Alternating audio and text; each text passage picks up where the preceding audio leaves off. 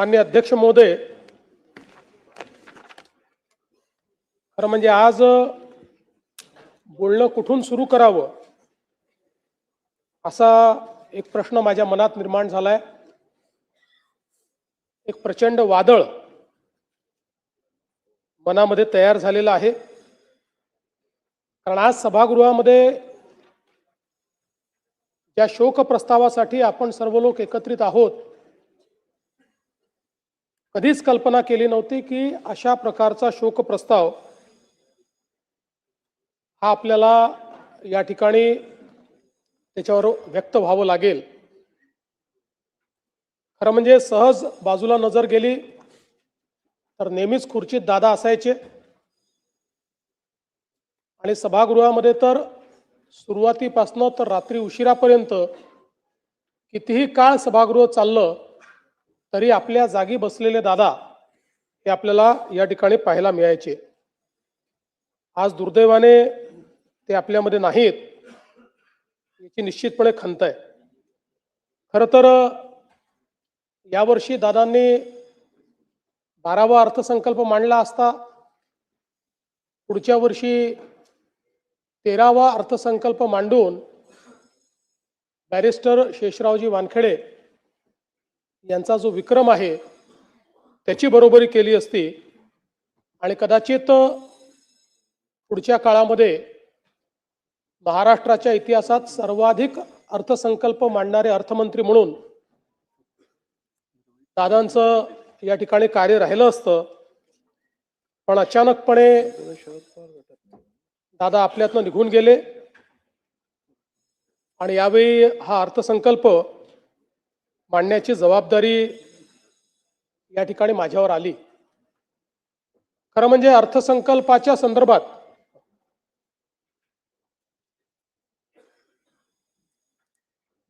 आपल्या सर्वांनाच कल्पना आहे की कठोर निर्णय घ्यायचे असतील तर ते घ्यायला कधीही मागे पुढे न पाहणारे अजितदादा होते। पण त्याच वेळी वित्त विभागाने लाडकी बहीण योजनेचा भार हा अर्थसंकल्पावर फार मोठ्या प्रमाणात पडेल आणि म्हणून याचा पुनर्विचार करावा असं सुचवल्यानंतर देखील त्या ठिकाणी ठामपणे निर्णय घेऊन तो विषय मंत्रिमंडळापुढे आणण्याचं काम करणारे देखील अजितदादा होते। आणि आपल्या सगळ्यांना आठवतं की लाडकी बहीण योजनेनंतर अजितदादांनी गुलाबी जॅकेट घालणं सुरू केलं होतं आणि आम्हालाही सगळ्यांना ते जॅकेट घालायला लावलं होतं।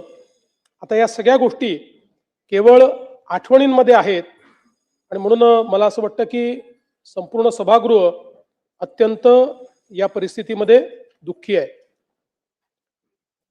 खरं तर अशा प्रकारचा प्रस्ताव मांडणं एक घटनात्मक जबाबदारी देखील आहे, पण मला असं वाटतं की माझ्याकरता एक अत्यंत भावनिक अशा प्रकारचा देखील हा प्रसंग आहे। महाकवी भास यांचं एक नाटक आहे स्वप्न वासवदत्त, आपल्याला माहिती आहे त्यातला एक संस्कृत श्लोक आहे, काष्ट गतो ही पावका काय दहती मित्र शोकस्तु हृदयमस्तीच दहती। याचा अर्थ असा आहे की लाकूड जळते तेव्हा तो अग्नी केवळ शरीर जाळतो, पण मित्रशोक हा हृदय आणि अस्थिलाही अर्थात आपल्या अंतस्थ आत्म्यालाही जाळतो। अजितदादांसारख्या एका सच्च्या मित्राचा सहप्रवासाचा असा मृत्यू होणं ही खरं म्हणजे केवळ राजकीय हानी नाही तर आपल्या सर्वांच्याच अंतःकरणाला प्रचंड वेदना देणारी अशा प्रकारची बाब आहे। आपण असं म्हणतो की काही गोष्टींवर काळ केवळ हे औषध असतं, पण तरी देखील कितीही काळ गेला तरी काही वेदना या मात्र कमी होत नाहीत। अशा प्रकारची निश्चितपणे एक वेदना असणार आहे। आपण अनेक वेळा राजकीय नेत्यांच्या निधनानंतर पोकळी निर्माण झाली अशा प्रकारचं वक्तव्य करतो। खरं म्हणजे ज्यावेळी एखादा ज्येष्ठ नेता आपल्यातनं ते निघून जातात. अनेक वर्ष त्यांनी काम केलेलं असतं. त्यावेळी त्यांच्या निधनाने त्यांची कमतरता जाणवते, ती पोकळी नसते. पण ज्यावेळी अजितदादांसारखा एक व्यक्ती जो राजकीय क्षेत्रामध्ये स्थिरावलेला आहे, ज्यांनी राजकीय क्षेत्राला वेगवेगळ्या पद्धतीनं पादांकरात केलाय, ज्यांनी राजकीय क्षेत्रामध्ये आपलं स्वतःचं अस्तित्व नेतृत्व निर्माण केलं आहे आणि ज्या व्यक्तीकडे समाज आणि संपूर्ण क्षेत्र भविष्याच्या दृष्टीनं पाहत आहे, असा व्यक्ती ज्यावेळेस निघून जातो त्यावेळी खऱ्या अर्थानं पोकळी निर्माण झाली हा जो शब्द आहे, त्या शब्दाची व्याख्या काय आहे ही आपल्याला लक्षात येते. कारण तो असा क्षण असतो की ज्यावेळी आपल्याला लगेच लक्षात येतं की आता अशा प्रकारचे अजितदादा दुसरे होऊ शकत नाही. त्यामुळे ही जी पोकळी आहे ही पोकळी भरून काढणं हे अत्यंत कठीण आहे. आणि म्हणून मला असं वाटतं की खऱ्या अर्थानं त्यांचं अकस्मात निधन हा आपल्या सर्वांकरता एक धक्का देखील त्या ठिकाणी आहेच. खरं म्हणजे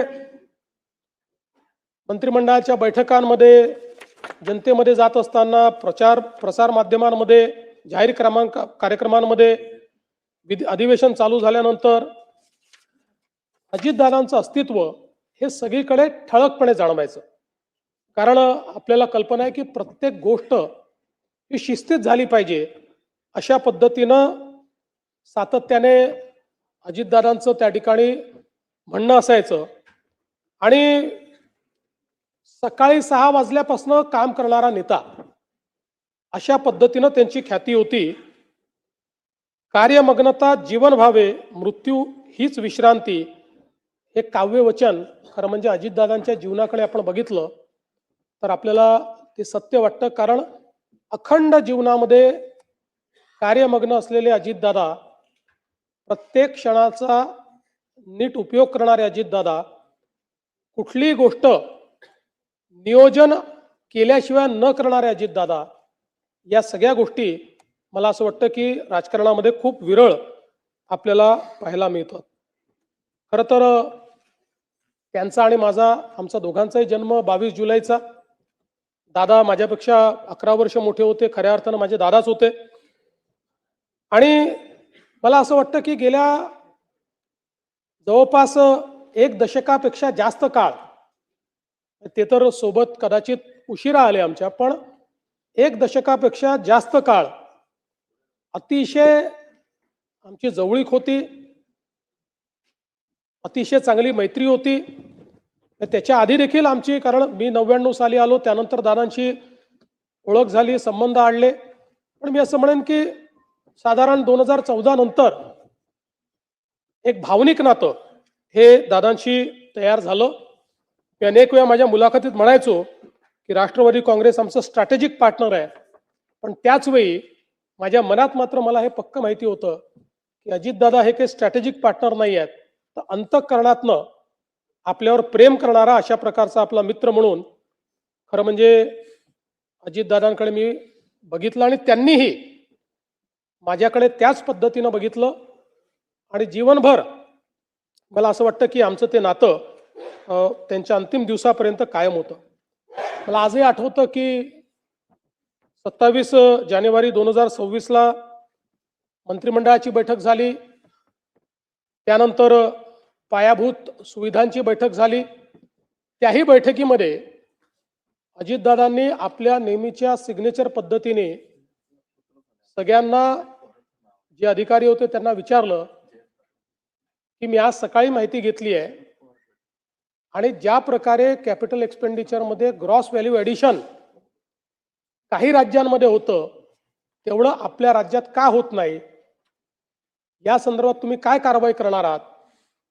आणि मग अधिकाऱ्यांनी सांगितलं कॉस्ट ओव्हररन कसे होतात, प्रोजेक्ट्स कसे डिले होतात, त्याच्यामुळे ग्रॉस व्हॅल्यू ॲडिशन का होत नाही. त्यानंतर मग सार्वजनिक बांधकाम विभागाचं एक प्रेझेंटेशन झालं, त्यात त्यांनी त्यांच्यावर 700 कोटी रुपयाची डिक्री ही जी न्यायालयाने केली होती ती कशी त्यांनी त्या ठिकाणी उच्च न्यायालय सर्वोच्च न्यायालयातनं डिक्री त्या ठिकाणी कॅन्सल केली आणि ज्यांनी डिक्री आणली त्यांच्यावरच कसा फाईन झाला अशा पद्धतीचं प्रेझेंटेशन केलं. त्यावर दादा गमतीने असं म्हणाले, पुढच्या वेळेसपासून असेच तुम्ही फक्त प्रस्ताव या ठिकाणी आणत जा. आणि ती सगळी बैठक आम्ही संपवली. त्यानंतर माझ्या अँटी चेंबरला आम्ही गेलो. दादांचं काम हे 10-15 मिनिटाचं असायचं, त्याच्यावर नाही. दादांची एक सवय होती, कुठलंही काम हे त्यांच्या कागदावर लिहिलेलं असायचं. 2-3 ओळींमध्ये काय बोलायचं हे लिहिलं असायचं आणि ते परफेक्ट तेवढंच आपल्या कामाचं दादा बोलायचे. त्यामुळे ते कामाचं एक 5-10 मिनिटं झालं. त्यानंतर 30-40 मिनिटं आम्ही वेगवेगळ्या विषयांवर, भविष्यात काय, बजेटमध्ये काय, अशा गप्पा मारल्या.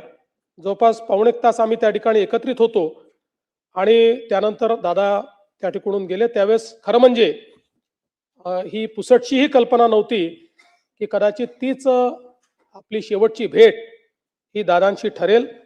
आणि दुर्दैवाने तसंच झालेलं आपल्याला पाहायला मिळालं. ही अपघाताची बातमी ज्यावेळेस आली त्यावेळेस पहिल्यांदा मनाने असं म्हटलं की ठीक आहे, अपघात झाला असेल, पण अपेक्षा करूया काही झालं नसेल. पण लगेच दुसरी बातमी आली की विमानाची परिस्थिती बघता त्याच्यामध्ये कोणीही त्या ठिकाणी जिवंत असेल असं वाटत नाही. आणि त्यातनं मग पुढच्या गोष्टी आपल्या सर्वांना माहितीच आहेत.